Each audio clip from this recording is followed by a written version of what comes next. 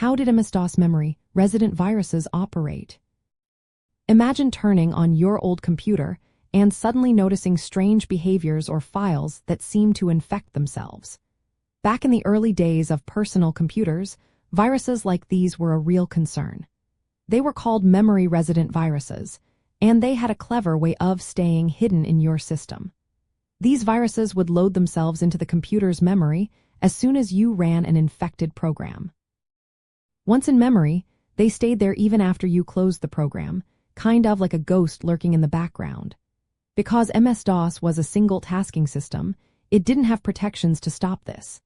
The viruses would hook into special system routines called interrupt vectors.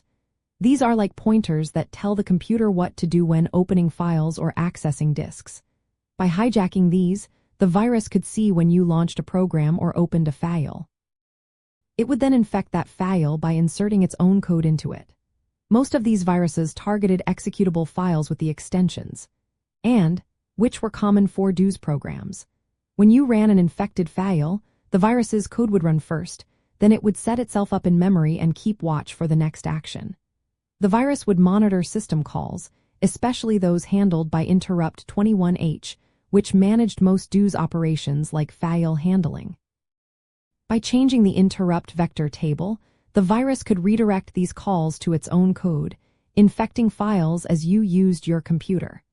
Some viruses also infected the boot sector or the master boot record, which made them load even before the operating system started. But the memory resident viruses focused on staying active while your system was running. This was similar to the terminate hand stay resident programs that were popular in the 1990s, which stayed loaded to give quick access to utilities. These viruses used this trick to stay in control of your system, making them tricky to remove.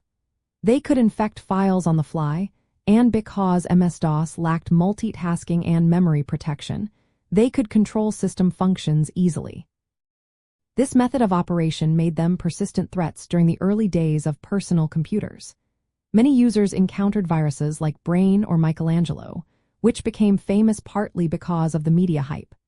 The clever way these viruses hijack system routines showed how simple techniques could give them a lot of control.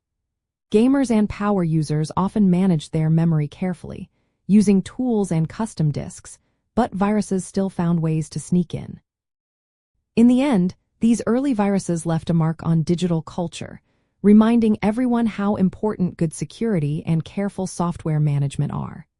So, in simple terms, MS-DOS memory resident viruses worked by loading into memory, hooking into system routines, and infecting files as you used your computer, all while staying hidden in the background.